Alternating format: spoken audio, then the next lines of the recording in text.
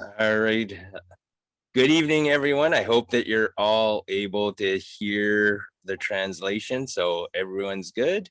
Svetlana, give me a thumbs up if the translation is coming through. All right. Good evening, everyone, or good morning, Anna Marie. I'm broadcasting to you from Edmonton. The wonders of modern technology allows me to do a presentation all the way from Edmonton, Alberta, where right now I am sitting in my office in my pajamas. So I will not stand for this presentation because otherwise you'll be privy to exactly what I sleep in.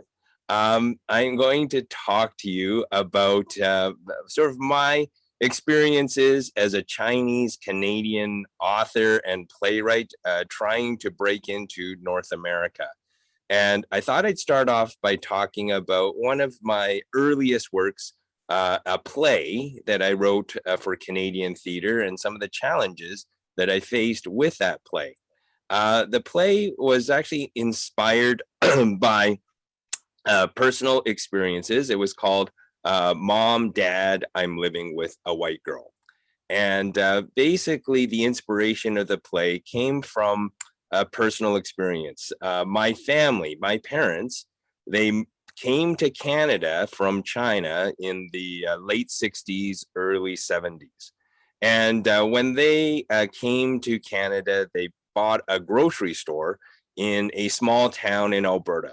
The town is about 15 miles north from the capital of Alberta, Edmonton. And it was a French-Canadian town called Morinville. And basically it meant that most of the people in town were either French or English, few Germans, some Ukrainians, but no Chinese people. So when we arrived, we were the first and only Chinese family in the town. Now, when I was a teenager, my mom decided that there was no girl good enough to date her firstborn son. So she pulled me aside and gave me a very strange form of dating advice. She said, Marty, whatever you do, don't date white girls. Now, as I mentioned, we are the only Chinese family in the entire town.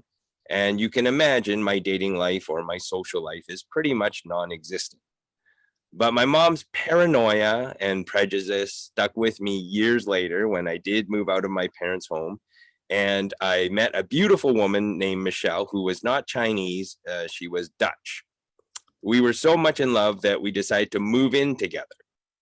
Now, I was so afraid of telling my parents about my new living arrangement that I decided to keep it secret from my parents.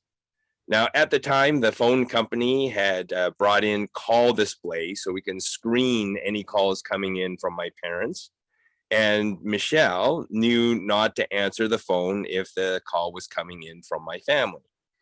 Now, Michelle was not only beautiful, but she was also patient and generous.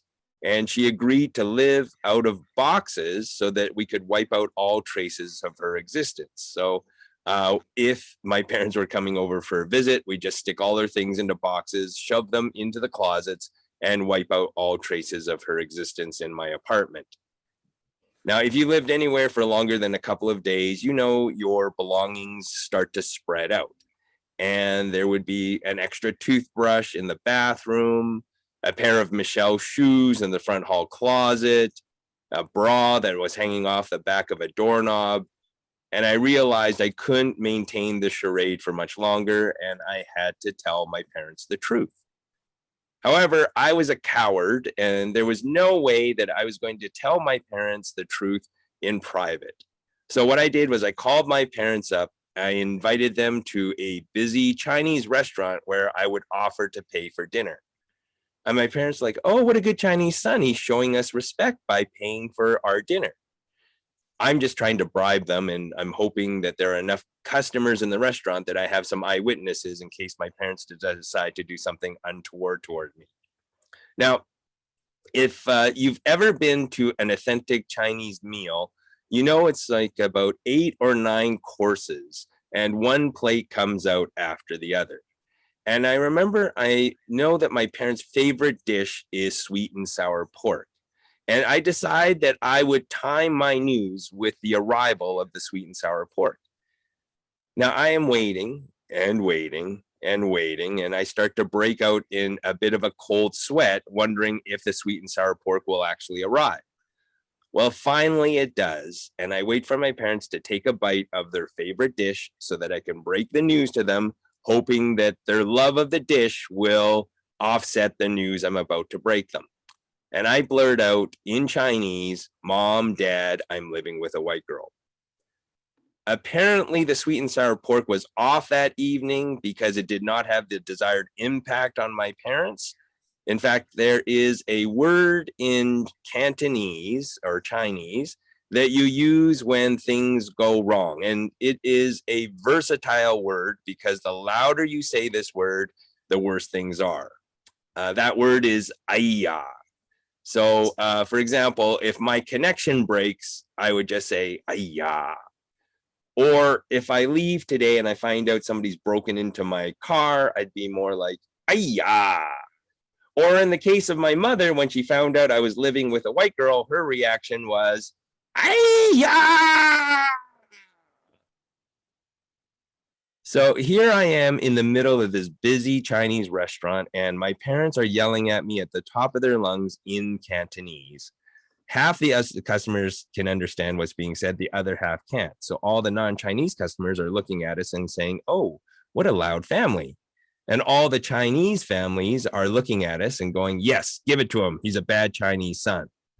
While my parents were yelling at me, I thought, you know what? This might make a good idea for a play. And that became the inspiration for "Mom, Dad, I'm living with a white girl." Now, this play was first produced in Toronto. Two theater companies came together, Cahoots Theater Projects and Theater Pass Marais. And it was a small production, and it didn't receive very much support from the community because it was a play featuring basically a majority of East Asian characters. And one of the practical challenges of the play was there just weren't enough East Asian actors to fill the roles. But there was also an underlying sense of racism that existed at that time, where a lot of theater companies didn't believe that the play would actually be marketable or sellable because they believed that there weren't enough audiences that would want to see the play. Now, if I found it personally strange because the plot line of the play is essentially Romeo and Juliet, two young lovers come together, but they have to defy the expectations or the demands of their family in order to prove their love to each other. And I had heard time and time again from theater artistic directors that Shakespeare, plays like Romeo and Juliet, were universal. They could transcend generations, they could transcend time, they could even transcend cultural barriers. And here I was offering a play that had the same resonance as Romeo and Juliet, and those same artistic directors were now telling me that the play was only going to be appropriate for audiences of East Asian descent. Thankfully, the two companies that agreed to produce the play were able to see what the play for what it was, and they produced it. And they were proven right because that play became one of the major hits of the Toronto theater scene that particular year. I was told that we had lineups for tickets. People would line up to purchase tickets, I believe, for about 3 or 4 hours. They were waiting in line for 3 to 4 hours to buy tickets to the show. The entire 4-week run was completely sold out. And then it received a second production in Vancouver in British Columbia, and it received the same kind of success. Now, for a lot of Canadian playwrights, if you have a hit play in two of the major cities in Canada, you naturally hope and assume that the regional theaters and the rest of the provinces will see the success of the play and want to bring them into their theaters. Unfortunately, that's where I hit the bamboo ceiling. Again, I faced that underlying discrimination where a lot of artistic directors said, well, the play worked in Vancouver and Toronto because those two cities have large enough East Asian populations that will support the play. In our communities, there's just not enough East Asians to come see the play. So it was an uphill struggle to try to find someone to produce the play after it had been a hit in 2 cities. Thankfully, I was able to secure a production here in Edmonton with a company called Theatre Network, and they agreed to produce the play. But even they were hedging their bets. They only gave me an 11-day run where normally their shows would receive a 2.5-week run because they just weren't sure if the play was going to sell or not. Thankfully, again, it was proven to be a hit and it sold out its entire run. We had to add holdover performances, and that helped open the door to getting the productions across the rest of Canada. Ultimately, the shining glory of that play was it received an off-Broadway production in 2004. Now, the thing that I find fascinating is the struggles that East Asian playwrights had to face to be accepted, to actually have their plays valued, that their voices mattered. In fact, I'm going to bring up this sort of chart over here. If you see right over here, in the 1980s, there were basically 2 East Asian playwrights who actually had works that were considered for production in Canada. One was a play called Bachelor Man by Winston Kam, and it was the story of the early Chinese immigrants who came to help build the railroad, but faced discrimination after the railroad was completed, and they were called bachelor men because they were not allowed to bring their wives and family to Canada, and so they were always congregating males together, and so they were nicknamed bachelor men. The other 2 plays that were recognized were Yellow Fever and Rosie's Cafe by Japanese-Canadian playwright Rick Shiomi. So those were basically the 2 playwrights that I could look to as models for what I could seek as a playwright. Then when my play hit the scene in the 90s, there were a few more. There was Naomi's Road, originally a book by Joy Kogawa, and her book was adapted into a play by a Caucasian playwright, Paula Wing. My contemporaries were M.J. Kang, who wrote Norin Bang, a Korean story, and a Chinese-Canadian playwright, Betty Kwan, who wrote Mother Tongue. So basically, there were 4 East Asian playwrights that were of note in the 90s. Since then, I think there's been a little bit more of an explosion of playwrights in the 2000s. As you can see right over here, we're starting to build up. These are some of the more notable playwrights. Terry Wu, the author of Banana Boys, his play was adapted by Leon Orias. There was also a Filipino playwright, Catherine Hernandez. Red Priest was by Japanese Canadian playwright Miyako Ochi. And now the one that probably most Canadians would point to as a successful East Asian playwright is Ines Choi, who wrote Kim's Convenience, which later became a TV series on our national Canadian broadcast television broadcaster, CBC. So Kim's Convenience was probably the one that we will hold up as probably one of the most successful plays. Now, the thing that I find fascinating is if you dig into the history or the evolution of a lot of these plays and these playwrights, you'll find that it wasn't the sense that Canadian theaters had opened their doors and said, come on in.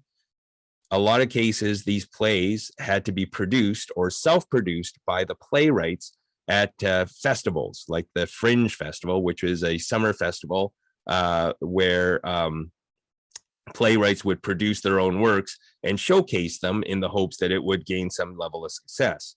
In the case of Kim's Convenience, he had, Ines Choi, the playwright, had reached out to as many theater companies as he could in Toronto. None of them were interested.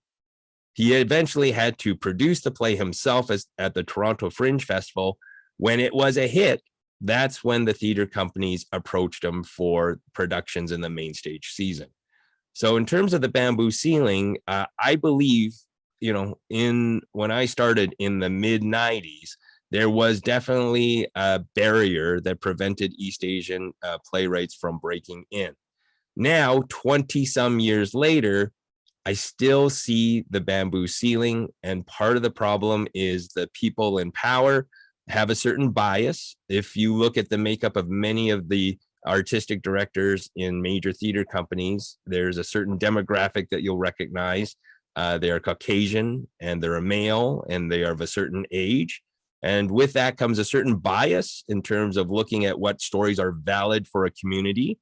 I alluded to this earlier when I talked about the comparisons to Romeo and Juliet, where it only seemed to be a one-way comparison. If the story came from a different culture, it was then considered a niche-specific kind of story. So that challenges still exist, and the way that people, artists of color, have been trying to break through is they've been taking the opportunity to write and produce their own works. Now, in theater, you are embraced if you are a self-producing playwright. I know that in the publishing industry, there is a bit of a stigma if you're self-publishing your work. And so there are some challenges for people who are writing fiction.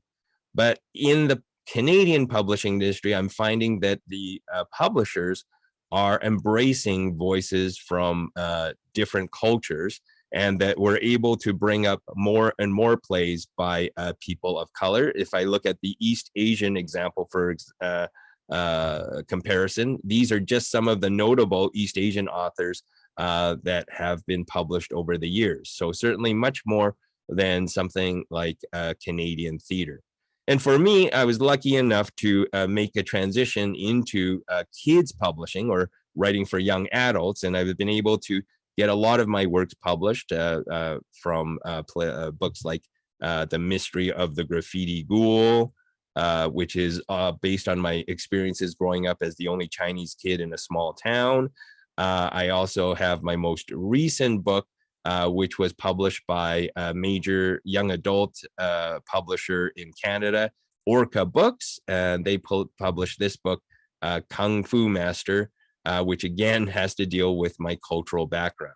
So I'm seeing some advancements in terms of how people are viewing East Asian stories, but I think that one of the challenges that we're facing right now is that the people in power still have a certain bias. And as we see more and more people of color rise into those positions of power, I think we'll see the dynamic change.